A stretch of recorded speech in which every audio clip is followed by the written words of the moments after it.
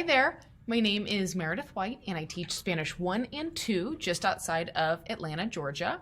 I am super thankful to come to Colorado for the CCFLT conference this spring. What a fun adventure, just getting, to be fair, I was going to say just getting to hear from, people in different places is always so valuable. Both the difference in perspective, but also the similarity in perspective. But I say that, and I am full on, admittedly addicted to professional development. So it's nice to hear once again from such incredible people in Colorado. And I'm just flattered to be on the dance floor, and I'm really excited to be part of it here with you. This particular session, I'm going to move my face here. There we go, since it just looked like it was Roomies, Zoomies, Roomies, Zoomies, and everything and everyone in between, is geared towards a few guiding questions as stated in the description. What's been working this year, even if it doesn't feel like it's much? It's okay if you're like the one thing that's gone well. What lessons have we learned, which we're constantly learning anyway as teachers. We're constantly reflecting in the moment, after the moment, later on going, oh yeah, that was great, that didn't work. Oh, they seem to like that, So the things that we're doing all the time anyway, but that feel like they're on hyperdrive this year, like so much reflecting, so much thinking about how to do everything that we want to do. And then also, what cracks in the system were illuminated. There's that moment of realization, like, yeah, we could have been doing this particular thing all along, or we could have been doing this particular thing all along. So it's also really interesting to think about where we'll go from here in that context of, okay, now I've really fallen in love with such and such program. I don't ever not want to use this website. And so I've definitely had that feeling. And so I'm sure some of you, or the opposite, right? If I ever have to use blah, blah, blah again, it will be the death of me. So wherever you're feeling on those scales of feelings and whatever your situation is, we're doing enough. We're doing okay. We're going to be okay, hopefully, knock on wood. And I am excited to share with you some of the things that have saved my sanity somewhat this year. I think I'm still hanging on by like a couple of threads, and really have become integral to how I see my job. And the timing was really just fortuitous right before the pandemic that we really focused on some of these things in my department. So here we go. Let's do it, right? Roomies, Zoomies, and everything in between. The focus here is going to be, as it says, streamlined planning and grading. I left that little part out here, but in your description it says and grading for hybrid virtual language classes. So I am in Gwinnett County. I am just outside of Atlanta. And we are hybrid, which for us has meant we've got part of the class in person if they chose in person, and then the rest are virtual if they chose virtual. So they're my roomies and my Zoomies. And for us, it's about 30% of the kids are in person, 70% are online by choice. We have accommodated all the students with a computer as much as possible, as well as an internet connection as much as possible, district hotspots, that kind of thing. If you're not familiar with Gwinnett County, we are approximately 174,000 students, 141 schools, 20,000 employees in a county/district. Here, the districts go by counties, in a county/district of a little over 1 million residents. So we're like big, big, big, big. And just have, everyone and everything, and it's really awesome.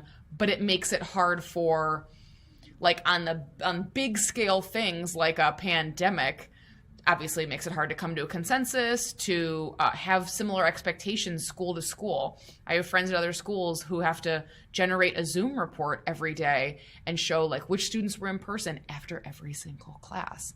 I'm so grateful for where I am because a lot of these planning structures, pretty much all of them, are coming from my department chair, who's great.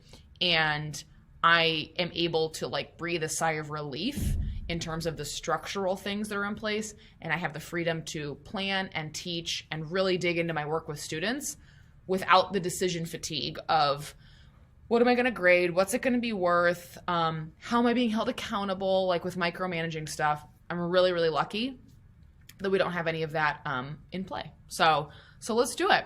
I'm going to come here. You have access to all of these slides at the bottom where you see, I'll zoom my face down so I can like point directly on it. Hey, there we go. We're super close. Oh, so close. Right there. Boom. Right there at that link in yellow, it says bit.ly / Roomies, Zoomies planning, big R, big Z, big P.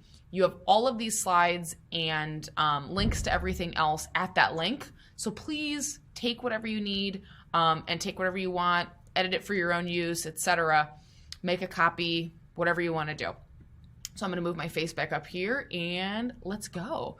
Okay, so when I think planning and grading, so we're back up at the top here. I'm trying to move my face to a place where it's not totally in the way. Oh well, such is life. Here we are. When I look at planning and grading, I've gotten to a point, I've been teaching 13 years, I've gotten to a point where I don't see them as two separate entities necessarily. So I say that because I used to. I started teaching 2 days after I graduated from undergrad. Don't recommend that. If you're thinking about that or someone you know is, skip that journey. And so I was just almost literally thrown in. They just left me at the door like, goodbye. And went back to the office and I'm like, hello, children. There were students in there. It was great. And so I have always compartmentalized because that's a lot of the ways that you survive early on when you're 21, 22, if you started out of like a traditional program kind of a thing. It's a bit of disadvantage that way because you learn like, it's like Piaget, Chomsky, Bill Van Patten, Krashen, Swain, and like all this theory. And then, oh, by the way, student teaching, which is over. And then, oh, by the way, hi, welcome. Your life's about to change 100% because teaching is a weird job. So I started out immediately like controlling the things that I could just to stay in my job and stay like just to survive. And so I regret that I didn't think of planning and grading more together before. I say that because both of those reflect our value systems. What we plan is what we value. And what we grade is even more so what we value because now we're placing an actual value on that thing for students. So we want them to value it too. And I think that's a lot of times when we clash with students, with colleagues, insert the group of people, right? Is when you're like, no, I think this thing is really important. And by gosh, we're still going to do it. I'm at school, obviously. You can see my classroom, so got to have coffee, right? It is our lifeblood. So when we look at planning and grading together, before the pandemic, about a year, we're in 2021, so I guess it would have been 2019. Our school is the only block school in the district, and we decided to be more parallel with them and have a report card every 9 weeks. So kids before were getting a report card at the high school level, I teach high school, every 18 weeks. So like start in August, get a report card in December. New semester in January, new classes, report card in May. What we changed to was August through October, the first quarter, the first 9 weeks, report card. And then the second 9 weeks, second quarter, October to December, another report card. The two are not averaged. They are two separate grades as if they were 2 semesters because we cover one level in one semester. So I say that to say we had to make that change. And so my department chair, who's a great leader, was like, we need to really streamline these things because if we're not careful, this person over, teaching Chinese, we offer 5 languages in my school. This person teaching Chinese might have a really responsible number of grades, in the report on the progress report in the report card, and this person teaching Spanish might have 150 grades or something, and that's not okay. When you're not consistent or willfully ignorant, even worse, or avoiding and purposefully not complying, that's not the word, but not cooperating, which is even worse. You undermine each other, which ultimately ends up undermining a program. So if let's say if the Chinese teacher or the French teacher, I'm thinking of our singleton teachers, Chinese, German, French, Latin, if those people are, having 6 grades or 106 grades, they're going to eventually, like, kids talk. And so your stakeholders are eventually going to be like, man, this is really hard. Like, he's really nice or she's really great, but like, there aren't that many grades, and so on and so forth. Or if Spanish does it, the impact is going to be different because there are 8 Spanish teachers in my department.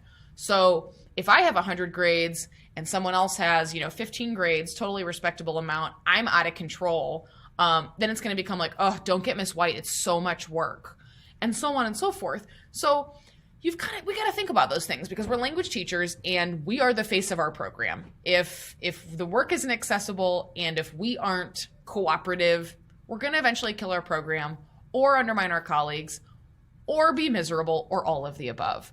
And so my department chair had a lot of forethought. This is how our grading scale is broken down across languages, across levels. For every unit, we have 3 small assignments, think classwork, 2 medium assignments, quizzes, and then 1 large assignment, test or project or IPA. So I'll say that again. This is all 1 unit. For our course team in levels 1 and 2, and pretty much everybody else, it just depends how you want to plan, we get through about 6 units in a level. So if that's a chapter for you or whatever, we get through about 6 in an entire level in a semester because we take 18 weeks to do so. So 18 weeks, 6 units is 3 weeks a unit. So you're going to see the number 3 come in here a lot for no reason. So within those units, again, 3 small, 2 medium, 1 big, or the opposite, 1 big, 2 medium, 3 small, right? However you want to go about it. And then, so we do this screen right here 3 times. That's what goes on a report card. So multiply them all by 3, and kids on the report card have 9 grades worth 10%. Now I have to do math in the moment. 6 grades worth 25%, and 3 grades worth 45%. So they aren't making up a lot of work at the end that doesn't make a difference, which is really nice. You know how they're like, I turned in 7 classwork assignments and, their grade goes up like a point or down a point, which is like devastating. Like, you actually did worse. I'm sorry. Yeah, like whatever. But that's frustrating for all involved because something's off there in like the worth of things.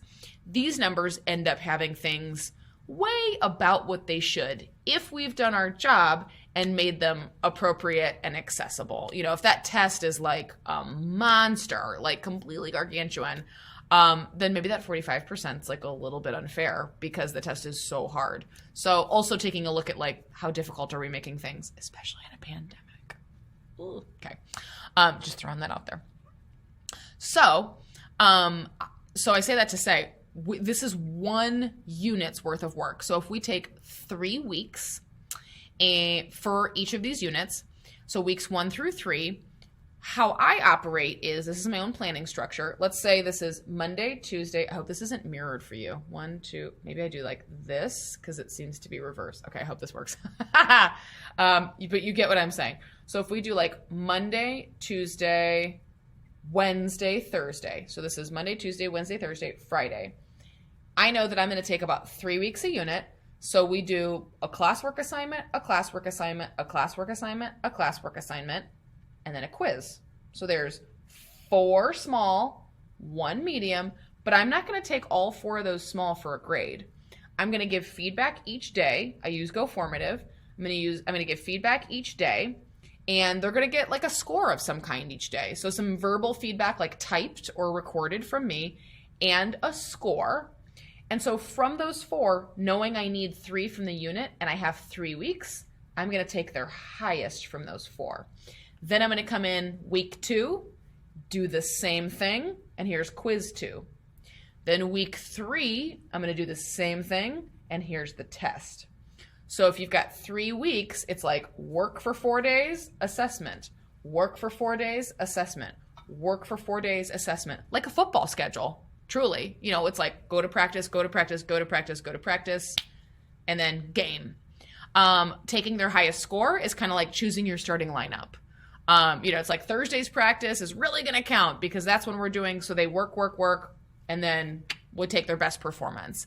I have found that works really well for me taking their highest because the pressure's off once they've done well on one. And I have not found that students really for the most part, stop doing work. Like if they get 100 on Monday, they're not like, woohoo, like done. A couple are because they're teenagers, like, of course. And I would too. I'm not looking for extra HR videos. Like I do bloodborne pathogens, storm routes, lockdown stuff, suicide prevention. I'm not like, hey, do you guys have any more of those videos? No. Like once I've done what I needed to do, if there are other things that are pressing, I do those. I move on. So I have not found that students like check out after Monday's work at all, not even close. And what's nice is in my classwork assignments, allow for edits. So they can go back once they've gotten feedback, they'll go back and like edit. And now they've got this nice streamlined collection of their own work, which is really, really great. So thinking again, 3 weeks, like Monday through Thursday, Friday, and then repeat is basically how I plan. So looking closer at logistics, like redos, retakes, absolutely. We have a full retake policy as many times as you want. Our LMS, our learning management system, like Canva and PowerSchool, is eClass. And eClass will allow 10 retakes if you want a minimum. So like to be able to retake it a second time, you have to get at least a 30. We have that turned on. We didn't in level 1, but in level 2, we found that some were, just being totally honest here, what have we learned from this experience? We found that some were just opening it, going through, like not answering the questions so they could see the questions, submitting it, getting a 0, and then being able to retake it. I also don't hate that strategy, not gonna lie. If I could see the HR video questions beforehand, I would probably do better. But I don't. I skip to the quiz. I don't watch the video, let's be honest. So I'm not even mad about that. It's just to save a little bit of the efficacy of the assessments that we've created, even though they're really accessible and straightforward and easy for students, we took away that ability. So now in level 2, they have to score at least a 30 and it'll unlock like more retakes. We can also activate unlimited retakes, and that's what we did first semester. There were maybe 2 students of mine that took it like 15 times, maybe once, and it was because they kept missing one question. You're going to have a couple of those, but by and large, I find that students really don't take advantage of retakes and unlimited redos as I would think. And so I find that really interesting. So if that's a concern of like, oh, where's the accountability?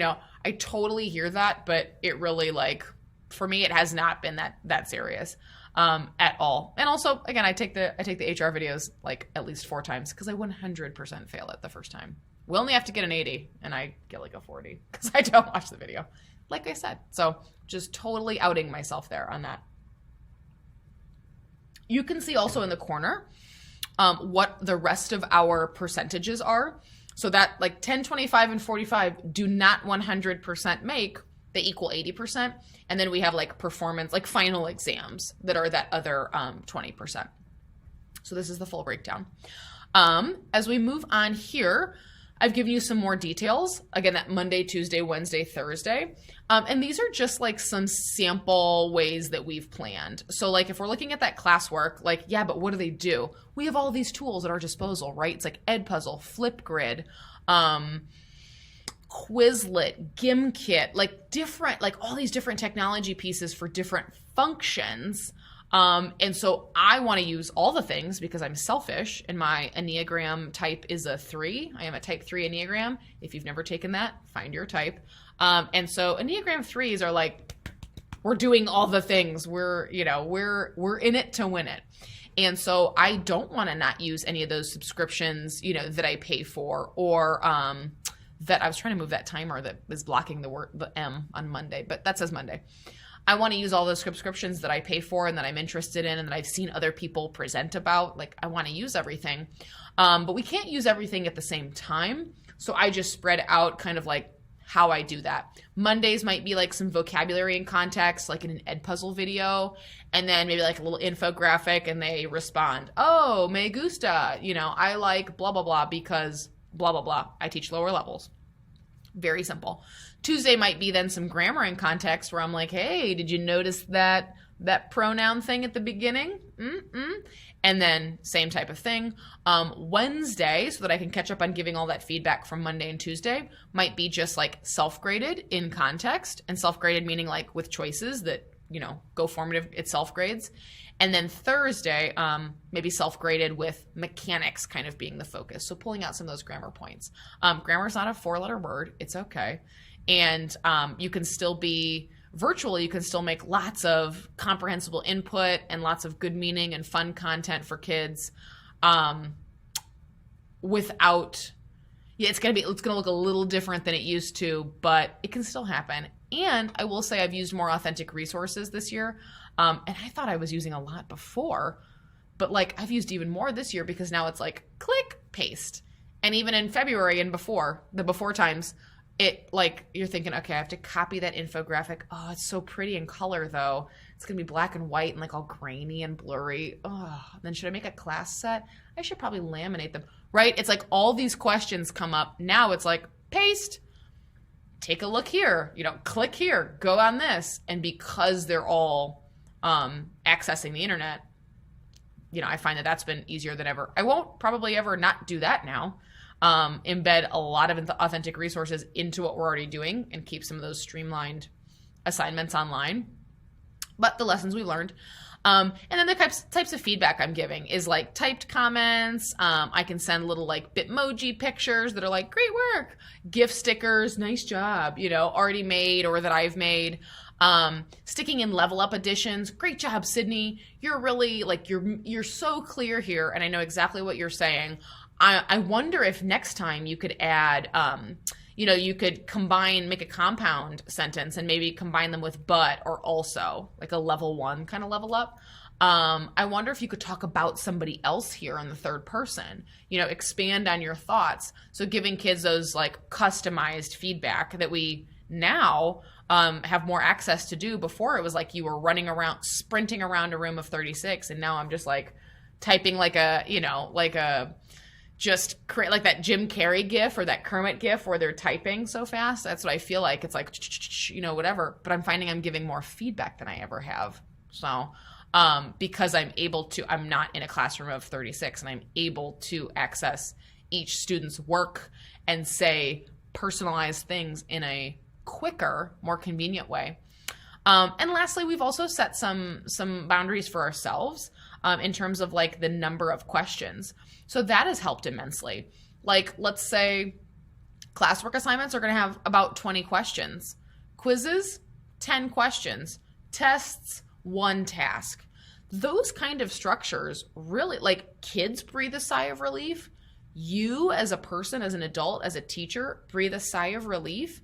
And there's so many fewer decisions to be made and so much less decision fatigue. It's like, oh, thank goodness. I'm not deciding how to grade, what to grade, and how much it's worth. Like, it's already planned for me. That's not mine to decide. Like, that's already been decided. Check. And then now, once I figure out how kind of what I want assignments to look like, especially for those virtual students, which is how I'm gauging all of my planning as if they're all virtual, then yeah, am I able to say, quizzes will always be 10 questions, period, and then stick to that. Because kids breathe a sigh of relief. Like I said, they're like, okay, quizzes are always 10 questions. And they'll call you on it. This has 15. I thought this was a quiz. You said quizzes always have 10. Because they're planning in their mind, right? It's like when admin says, our faculty meetings will never go over 30 minutes. We're all like in minute 31 going, 30 minutes, right? Like, valuing time is everyone's currency. Everyone values their time, especially 15, 16, 7-year-olds who are taking 4 to 7 classes online. It is difficult. We know, we're planning for it. We know how difficult it is. So the less that I can leave up to just like guessing, or the fewer surprises there are, I think the better. I love surprises for parties. I don't love surprises for like workload, evaluations, grades. No, thank you. Let's stick to the parties. For our quizzes, it's along the same lines, like I said, might be vocabulary and context, and then like they respond in some way, some kind of performance, like a response, or it might just be self-graded. Level 2, I'm leaning more towards interpretive quizzes and then performance for like the overall unit. So like a listening quiz, a reading quiz, and then that overall, that test might be like a short writing or a short speaking response. Nothing like we would do before, and I'm okay with that. Maybe we were doing too much before. I don't know. I know I was in some ways. So I look at the things that stressed me out before and aren't stressing me out now. As well as, of course, the things that are stressing me out now that didn't stress me out before. So negotiating all of those feelings has really been interesting. And I will say I took so much longer before to grade tests and to grade quizzes because I was doing all the things instead of really just doing more on a daily level and giving them that feedback and all of those formative, assessments. So this has been eye-opening in that way for sure. A couple of options here, like I said, vocab and context, or like grammar and context. That's kind of a popular one. Or by mode, like I said, a listening quiz and a reading quiz. Then the vocabulary and the context and the grammar are like already in context and a little bit more natural. But obviously there are options. You know what your students need, and you know what your colleagues need, want, and like. And I can't emphasize that enough, that we can't ignore what our colleagues, as long as it's not a major philosophical difference or completely, infringes upon your value system, you've got to look at what your colleagues value as well. So if they prefer like a vocab quiz and a grammar quiz, but you'd rather do it by mode, okay, how can those things be married? It's not a zero-sum game.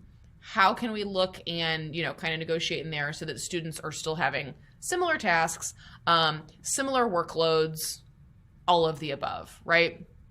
So I think that's really important. I'm in a large department, and alignment's important. Alignment for your program is advocacy. Lesson planning together, using the target language together, in front of each other, with each other, in front of students, in front of colleagues. Those are all advocacy pieces, and they are huge to what we do. And so I emphasize that a lot because I am really lucky to be in a really cooperative, close department. And so I'm, again, for the 70th time, super thankful for all of these because we have flexibility within things that have already been decided for us. It's not, I can't even decide how many quizzes I have. I'm like, thank goodness. Because I know if I decided, it would be like I used to do, different every year. Every year, when grades were up to me and I decided what to grade or like how much it was worth, it was different every year, and I never got into like a groove. So if that's also you, this was very helpful. And again, it took away that, so-and-so gives a million quizzes. I never give quizzes. If someone's like an IPA person, great, there's your one large. If someone's like sort of a traditional, like a legacy test kind of person, great, there's your one large.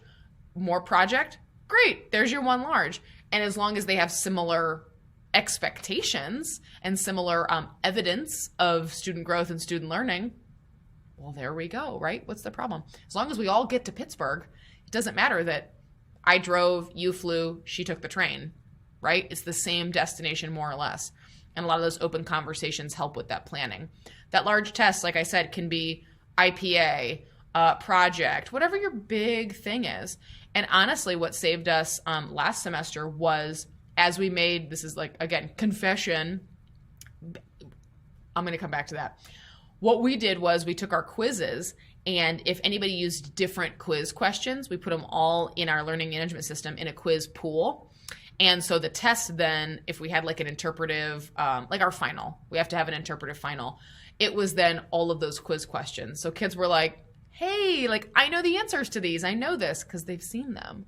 And that was really nice. So once you've decided some of those other pieces, like once you've made those quizzes, how can you use them on the test? That's the point. That's good backward design.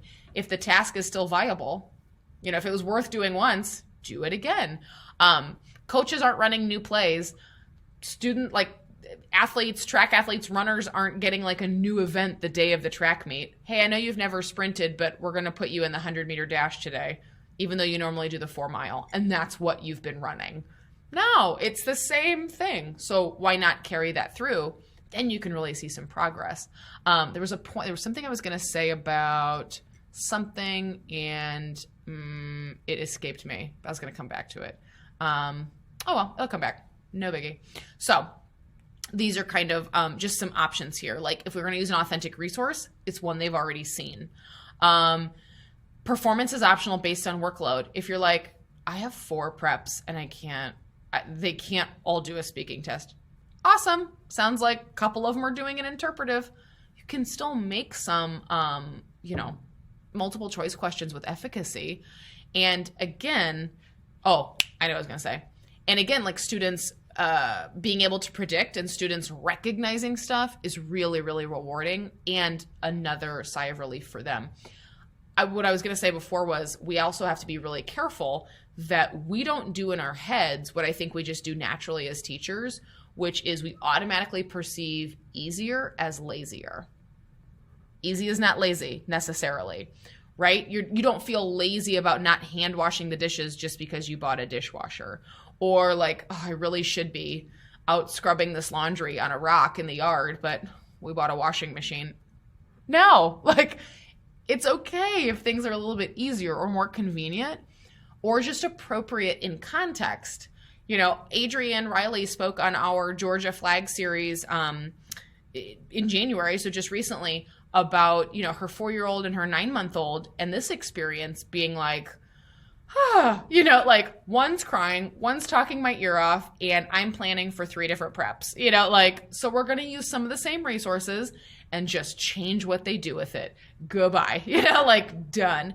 And I'm not going to feel bad about that. And getting to a place where I'm not going to feel badly for reusing questions that I took the time to create. Wonderful. Reuse them. What's the problem? Students are relieved. Teachers are like, really? Are you sure? Because we put the pressure on ourselves to do so much, do everything all the time. And that's too much. If that's excessive, we are just being extra for no reason, as the students would say. Miss, you're being extra. I'm like, I am extra, baby. But do we need to do it all the time? I don't think so. So I say that to say, if the large is just bringing back those quizzes and you just drop those questions into a thing, why not? Again, your situation. So if your department chair is like, I don't care what that Meredith lady said, you do what I did. Okay, well, of course, don't lose your job. Keep your job, right? The first rule is keep your job if it's a job you want to keep. And then from there, how can we adopt things that don't, again, infringe on our value system, make us feel icky? If I had to do all grammar all day, all the time, I would feel super icky. If I just hi, no lesson plan, we're just going to walk in and tell stories and chat, I would feel icky. That's my personal prerogative. Both of those make me feel like, I don't think I'm doing enough. And and I also don't think those are mutually exclusive. Of course, you can let a lesson plan take you where it takes you. Students get creating a story and all of a sudden you're like, it's been 45 minutes and we've just been, making a story about Bob the sponge that, travels to whatever. Awesome. Who cares? No problem. That's fine.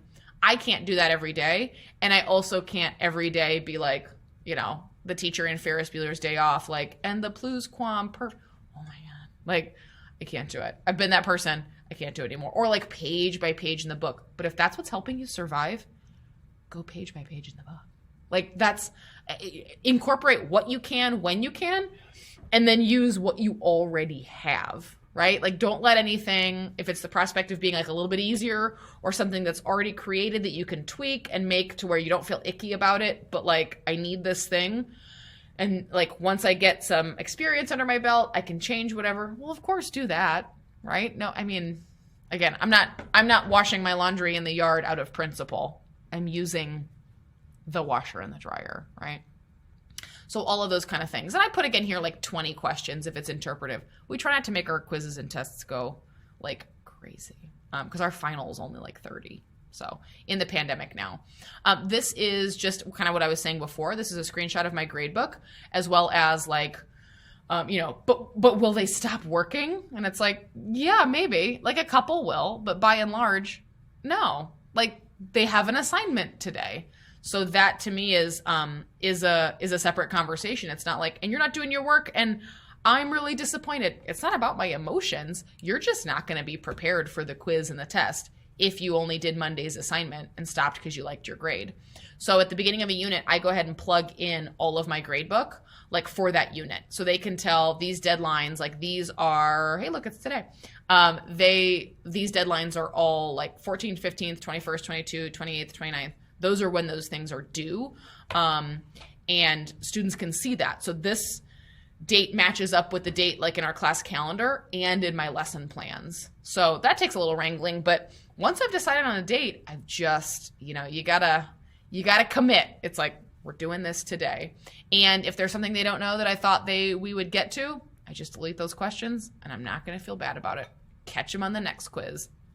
Whatever, right? It's not that serious. I'm not going to stress out and feel all anxious and inadequate. I refuse to feel inadequate as I am teaching in a pandemic with Roomies, Zoomies, and everything. Absolutely not. Like, I'm not losing any sleep at night over feeling like I'm not doing enough because this is already like bizarre to the max. So there's my philosophy. I've given, like I said, some explanations at the bottom there, but because things are paced out, I find that students continue to work as they would have, right? This experience hasn't changed anybody for adults or children. Workers are still working and lazies are still lazing. So I find that it hasn't changed their core motivation or kind of, maybe also how they would perform in the classroom. We all have been the people and have taught the people who need a little something, something. I need reminders on those HR videos that I still do late and turn in late. And it's not because I don't care, I don't want my job, or I don't value the people who assign it to me. I just have other stuff going on. Sorry. So the students that would need a little extra boost in person need a couple extra boosts online now. Or if they're roomies, and usually they're pretty motivated, this might be I'm pointing to my classroom here, this might be kind of miserable for them. They're just sort of sitting, and it's like Spanish study hall. Like, they're just doing the online assignments, and, the relationship's a little bit different, but they're pretty much doing the same thing they were doing before, right? So we haven't completely changed necessarily the types of students and colleagues that we have. So you know your situation and you know what works for your students. This is what my students' gradebook looks like, or not gradebook, sorry, login page for GoFormative looks like. I use GoFormative almost exclusively for classwork assignments. Yeah, exclusively. I'll say that safely. I use only GoFormative for classwork assignments because I can incorporate all those other things. Flipgrid, Quizlet, Edpuzzle, right? All the aforementioned. And if you're interested in a GoFormative session coming up, let's see, I can't remember, but I know there are February dates. I'll link some GoFormative resources in the speaker notes here on this particular slide. So that if you're like, she keeps saying GoFormative, what is that? So this is what students, when they log in, they see all of their classwork assignments by day. So they know they have one a day. Again, remember Monday, Tuesday, Wednesday, Thursday, and then Friday quiz or test. So they know that they've got one for each day. So like 7th and 8th of January, 11th, 12th, 13th, 14th January, 19, 20, 21 January. On the calendar, those take in that's us coming back from break, and then also incorporates Inauguration Day. So Inauguration Day, Dr. Martin Luther King Jr. Day. So that it messes up that 4 and 1, but you get what I'm saying. So around the holidays. And then there's that third week of the unit. So this is all of Unit 1. There are those 3 smalls. Classwork 1, Classwork 2, Classwork 3. And each one that has the same name, that's the one I'm drawing their highest score from. So I can isolate, let me see, all the ones that say Classwork 1, so January 7th through 14th, I'm going to take your highest. Then the ones that say Classwork 2, there's that second small, and then the ones that say Classwork 3, boop, I'm going to take your highest, and there's my 3 classworks. There are my 3 small assignments. which is pretty cool. This is just an example, like a sample unit plan, trying to incorporate all the things, trying to use, Google Slides and the whiteboards, and again, all of those websites and tools that I mentioned. This is like an example of maybe what we would do live together and then what students would have independently. So feel free, this is just a sample. This is not like, we don't go like religiously, but when I looked at what I was enjoying, like, for example, early on in the unit, we want to get them doing, draw the things we would do in the classroom, drawing a representation of new vocabulary, seeing new things in context, whatever. Little dictation things like listening and all of those interpretive resources that we can do, incorporating those. I also have the ability to, stretching a little bit here. I also have the ability to be live whenever I want and not live whenever I want. So if that also helps make sense of what this looks like, then there's that. My school does not mandate how long we have to be live or how often. So I generally like at least 2 to 3 days a week. If they have, when they have an assessment on Friday, those days are pretty much always asynchronous. Unless they need to check in or chat or whatever. Otherwise, they know that on Fridays, their only task is like a quiz or a test. Done.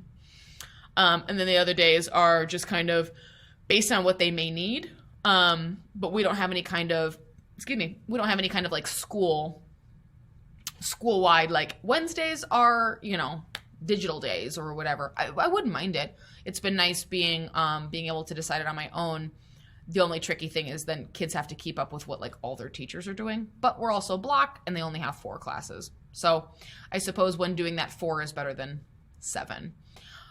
So this is just like a sample of maybe how often we'd be live and what we would be doing, because if you don't have to be live, don't be live, right? I try to really protect our time. Like unless we're doing something super interactive, if it's just they need to hear me explain something, I can make a video for that and, put in questions. Like I can make resources and save their time or give them a little bit more flexibility with their time so that when we're together, we're playing something, doing something, it's teacher input, personalized feedback, all those kind of things. So I try to really protect that live time. So in terms of planning and grading together, right? It's like, okay, yeah, great. Didn't you say like so many retakes? Like, how does that work? So having some boundaries in place and some sort of hard deadlines, not a bad thing. We take everything and anything pretty much always for full credit. And I unabashedly say that because that number of assignments and the system that I have so far, with Monday through Thursday and then Fridays, all those, is completely manageable for me. If it's not, don't do it. That's sometimes the problem. And I think a lot of times the emotional piece behind why we don't take retakes, I know it has been for me in the past, is like, oh my God, if I take every retake, I'm going to be bogged down because I've got, 200 students and, this, that, and the other. And like, how am I supposed to even, that would have been difficult for me to conceptualize in a different situation. Now that I have 3 small, 2 medium, 1 big per unit, and about 3 weeks a unit, and a report card after 9 weeks, I have to keep, like, these kids are getting a transcript report card after 9 weeks. I have to keep it like locked and loaded and tight, like super, they need to hear back about this. I need to grade quickly, which means I need to grade like less at a time, fewer questions, all those kind of things. And I'm just being totally honest. Like there's no way I could have done some of the things I did before with like these long tests and every mode and like beautiful. Nope. There's no time for that. And I'm okay with that because if we're able to do more rich things on a daily level, great. We don't need to assess everything we've ever done or asked them to do. It'll be obvious in later tasks or bigger tasks, or when they're using the language with people who aren't us, right? There you go. So typically Mondays, these are kind of how my week breaks down. At the beginning of school on Mondays, especially for asynchronous, the quiz from the previous Friday will then go in as a 0. So yes, it's assigned on Friday, but really they have the whole weekend. No penalty, of course. So it'll go in as a 0. And I turn on the email notifications then for further submissions. So they can still do it for full credit. It's just that 0 is gonna be like, give them a sense of urgency. And again, the ones who did things sort of on time, as hoped, planned, expected, see that grade go in and they're, trucking right along. Others go, oh yeah, I forgot a quiz. There's no malice intended. It's just like, hey, it's been open since Thursday. Might want to do that quiz. The quiz is open on Thursday, even though they're not assigned until Friday. A lot of my kids like to get ahead and look ahead and, try it once and then save themselves some time later. Great, go for it. Why not? Why would we ever prevent students from doing work early, for whatever reason? So at 7:10, I put in the zeros from the previous Friday's quiz. I also have all of the classwork for the whole week, like the week that's starting on that Monday, set to open. So ting, 7:10, now Monday, Tuesday, Wednesday, Thursday's assignments are available. I turn on the email notifications for that quiz. So once it's gone into zero, anybody who does it after, it emails me to notify. That's just a feature of our LMS. And then during my planning, I'm going to look back at those NTIs, those zeros not turned in is an NTI for us, a zero. And I'm going to look back and I'm going to email all the students and parents with like an NTI. Hey, just a heads up, Jimmy has a quiz missing, whatever. And it's really not many because it's open all weekend. And then go from there. So that's typically my Wednesday schedule. And then during class, I'm doing the same thing, giving live feedback, going through class if we're live, but we're usually not live on Mondays. I like to be not live on Mondays and Fridays, so then 3 days of live. So doing all the things, logistically that we do during class, giving feedback, answering student emails, that kind of thing. Tuesdays during class, I'm giving live feedback in GoFormative. And then either during class or like at 2:10, like right after school lets out, because we start at 7:10. Then I'm looking at those email notifications that I turned on Monday. Now I've probably got some that I need to update. So I'm kind of doing them as they come in, but if it's a lot, I'm going to save them to where I can sit, take 20 minutes and, okay, Johnny got an 80. Let me switch over to the other class. Sally and Jabron got 70s, whatever. Sally Sue got a 50. Ooh, let me email her, that kind of thing. Oh, Meredith got 100, of course, and so on and so forth. So those are just a couple of the things that I keep in mind when putting in those grades. Like if it's a few, I can do it here and there. If it's like all of a sudden all the NTIs, they all take it and see that zero and panic, it's going to take me a little bit longer. So I might do that after school when I can, have a little bit more peace. Wednesdays are same thing, mirror of Tuesday pretty much. And then Thursdays, that Friday quiz opens. And during class, I'm still giving live feedback, still entering any of those previous Friday quizzes. But that previous quiz is also going to close at 11:59 p.m. on Thursday night. So it's assigned on Friday, goes in as a zero Monday, but they still have through Thursday night to complete it. So for full credit, no harm, no foul, no questions asked. After that Thursday at midnight, that Friday, I'm going to check in like, hey, you've got a quiz zero that's no longer even available. Would you like me to extend it for you? Because I can do that in our LMS. I can extend the time for individual students. And so depending on, what they say and what I hear, I can go from there. Anybody that took the quiz early, so now I'm here on this next Friday. Anybody when the quiz opened up on Thursday that did it early, I can do it like, I can put them in. I can go ahead and put them in as they're doing them. And then anybody who's taking it throughout the day at 2:10, I'm going to double check as of like 2:10, have everyone who took the quiz put in and updated in the grade book, and then go from there. And there was one thing I was going to say about that. Oh, and then I also double check that classwork assignment for the week is also in and it's their highest. So I'm finding that Monday through Thursday highest score, checking their quiz status, and then, moving right along. I've got everything programmed then for the next week because there's also like planning, right? It's like, oh yeah, planning next week's activity. So many things. I've also then got next week's stuff programmed to open Mondays at 7:10 and so on and so forth. And then at 2:10, I turn off email. I close it. I don't keep it on my phone. Y'all, we get too many notifications as it is. And I am not here for the weekend correspondence.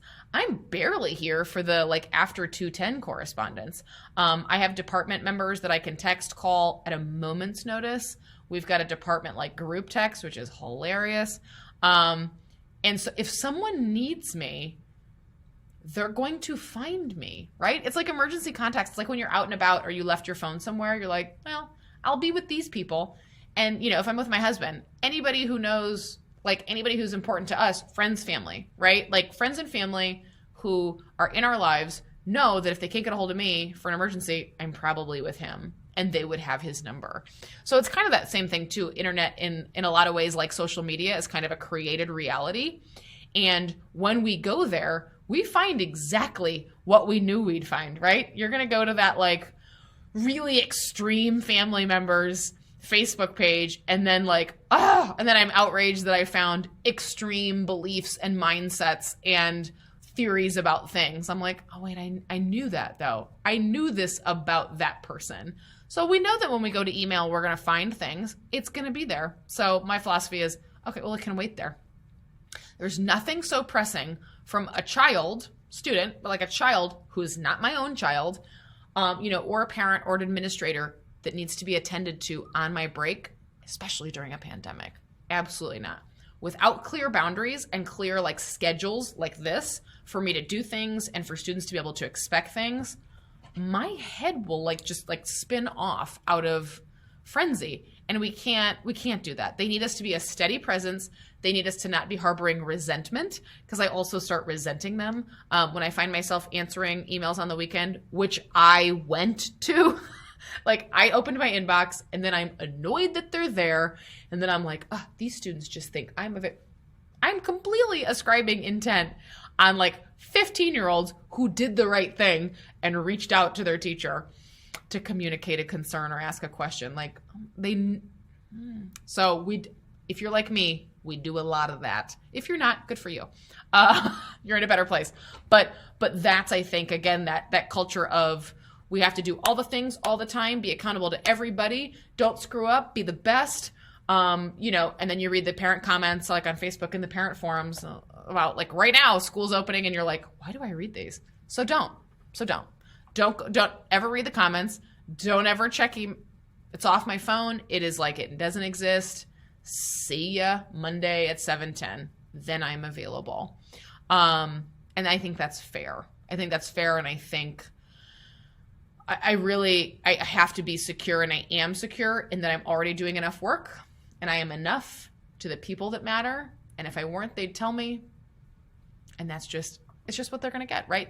My job is always going to get my best that I have to give at that particular time. And I think that's all we can offer anybody. At the bottom, you see a few of the things that kind of frame this. Students who are caught up just do the assignments each day. And it takes them about 30 to 45 minutes. I don't make 90 minutes worth of work, even though our classes are 90 minutes, because we can't ever tell what 90 minutes of work for each individual student looks like. Students who missed last Friday's quiz, like I said, still have until the next Thursday at 11:59. Students who want to get ahead could do all 4 classwork assignments on Monday, I guess, preview them, and then go, through them with us live in class. And they can do Friday's quiz as early as Thursday. Students who do not complete any classwork. So if you have anybody who on Monday, Tuesday, Wednesday, Thursday do nothing, if you get a 0 for classwork from me, that means that for 4 days you did 0 things. That's kind of extreme. So I don't have a lot of those, but I have some. Or I have like 0, 0, 0, and then they get like a 32. And so the 32 is technically their highest score, but like, ooh, what happened? That's A, a separate conversation, and B, I'm not reopening these. These classwork assignments close Thursday at 11:59. You had 4 opportunities the next week so that they don't get behind and so that I'm not going back into closed assignments. They just have to make sure that they are that they do an extra one. So that next week, if you have a missing classwork from a previous week, I'm going to take your 2 highest scores now and plug 1 in for last week's so that they continue on the path and aren't still doing previous stuff, like I said, and so that I'm not like, okay, what day was it? We're not doing that. Again, pandemic. And I'm taking 3 grades out of roughly 12 opportunities, you can do 3 things out of 12 options. Like that's not too much to ask. And I've only had one student who did that, like for a whole unit, no classwork grades. So I was reaching out to parents, whatever. And like a whole unit later, then I think it like clicked, like, oh, he, you know, on the parents' end, which I get because everything's right, bizarre and just frenetic right now. It was like, oh, can he still go back and do that unit 1? We were in unit 3, that unit 1 classwork. I'm like, I'm sorry, with all due respect, like, no, because it's not just 1 classwork, it's 3, which means for 12 days, he didn't do anything. And it was it was almost 2 months ago. So like, no, sorry, those are way super duper closed. But also classwork percentages, right? Like boop, boop, boop. Classwork percentages are, let me go back here, 10%. So it also wasn't making or breaking him. And I felt, again, I hope that doesn't sound monstrous, but I felt good in the moment because I was like, no, like this, you've still got to do some work. And I'm completely, if he had reached out before then and been like, is there any way that I can do, you know, this assignment? But I purposefully structure it so that they have a lot of options and so that we aren't doing this like dance of, you still need to do this. Nope, you do the assignments, do them all, of course, is the directive. But, you know, but then feel free to make mistakes, make errors, go back, whatever. Like, you're not going to be penalized for like every 65 or 24, you know, whatever. You're going to gain from that 90 or that 95 or that 100 or that 80, whatever it is. And then it really, truly is like a learning experience. We're going to take your highlight reel, but you got to have some tape, like some reel for us to choose from. And so the parent was really respectful and super nice and was like, no, I understand, whatever. Because I think it was like, oh, like that means, so if they've never done any classwork, if they have all zeros for a whole like quarter for us, that means like Monday through Thursday for 9 weeks, they've done nothing. That's problematic, right? And that shouldn't even get to that. That should be addressed beforehand. So that I say that to say, as we wrap up here, you can see right here, starting with slide 12, what you have here is basically kind of what my level 2 unit 1 has looked like as we started this semester in 2021. So all together now, right? With slide 12, you have the days January 7th through January 22nd, so 2 weeks, in-person slides exactly as seen by students. On Zoom, I share screen, and then I'm in the camera, and then we're sharing the screen, and then I've got on another computer like GoFormative open, anything, Google Slide, like whatever I'm giving them feedback in. You've also got those same dates. GoFormative assignments are linked in this slide here where it says mentioned therein here. So I keep talking about, you'll see like students in these lesson plans here and here. You'll see students are like working in GoFormative. Well, what does that mean? If you have a free GoFormative subscription, just sign up for a free account and then go to that link that says here, right there. You can then clone my assignments and see a copy of exactly what students were doing on those days. So you can have like one screen open here where you're able to scroll and see, and then like another screen open here where you're like, oh, okay, I see the slides they saw in class, and then here's what they were doing at the same time. And again, it'll be a mix of Monday through Thursday, like asynchronous, synchronous, tasks, games, etc. And then you'll see 2 Friday quizzes. Reach out if you want to know what was on those quizzes. They're quiz 1 for this particular unit. The first quiz was a listening quiz, and the second quiz was a reading quiz. So I can actually maybe just add those in. And so they were 2 interpretive quizzes because then their test is going to be writing performance, basically like responding to the interpretive quizzes and doing exactly what was just modeled for them in both reading and listening. So as you click there, you'll see my actual lesson plans for students. Please, we have to post a weekly agenda, so I keep it really brief and as much that I can copy paste as possible. And then you'll see screenshots of, like it says at the top, asynchronous lesson plans as posted for students. I hope this has been helpful. I know it's a lot. I know it's fast. But I think, like I said, one of the things that I am most grateful for is my course team planning and grading, and the way that we've been able to accommodate Roomies, Zoomies, everyone in between learn from our experiences, learn from our mistakes and our missteps. So many in the last year. Oh my God, we've been doing this a year almost. Whew. And just keeping on and really rethinking some of the core things, that had become core to my practice. If this feels like a lot, if this feels overwhelming, you obviously have the recording. Please reach out. Let me know what else I can further explain. If this feels like a sigh of relief, like, okay, this is, I needed some more structure and this gives me some answers. And maybe your circumstances are similar to mine, like big department, big, a lot of different levels of experience, different resources we want to use, different levels of expertise. My colleagues know so much incredible, just historical things, literature things that I never got to in Spanish. And I'm still like, gosh, I still haven't read, that, or I don't think I know what you're referencing. So as you learn from each other and grow with each other, hopefully not grow against each other, this has been a really nice way to really, I keep saying marry, but we all know marriage. If you've been married, it's work, right? So like, how do we marry all of these philosophies truly for better or for worse? How do we marry, like marriage, how do we marry resources for better or for worse in sickness and in health? How do we just, about whatever, but like, it's fine. I'll do it. I'll whatever. And the relationship is still there. That's working on a team. And so this has really saved us a lot of things, this experience, and we're never not going to do it. I'm grateful for the direction of my department chair, and she's able to lead us, sort of fearlessly. And we're really, really lucky. So please let me know if you have any additional questions. All of my contact info is in the speaker notes here. So you have my my website, my Twitter handle, my email address, you have it all. So please let me know if anything's not clear or, confusing or anything. And enjoy the rest of the conference. I know I am as well. And just keep, whatever you can keep doing that you don't feel icky about, keep doing that, whatever it is. Thank you so much.